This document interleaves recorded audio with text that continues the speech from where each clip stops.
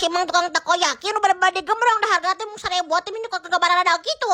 Barang dibelawakeun teh alas atuh ditiup heula ya ku si kami aing mah panas pisan atuh aman. Aduh kan yo 1000 nikol ka badag kieu kami nikol ka babelawakan ieu aing mah. Gololong saeutik geuning ngisi ibu tukang mie legend hargana teh mung 5000.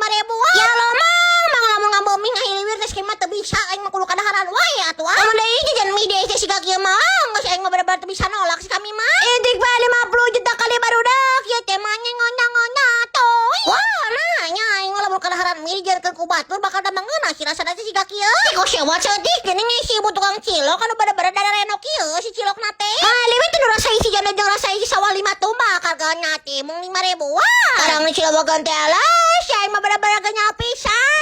Aduh kan ieu sayeukeuna na ieu cilok kon kau ngalima teh tinggal kami kadaharan oge. Saweana teh aya si ibu tukang bata goreng cenah tah. Orang rek dileg-leg teh alas geuning si bata goreng teh sagara rek cimi cika kieu laleutik. Gejer liang cenah waduh kan. Ieu teh mah nyenganya pisan.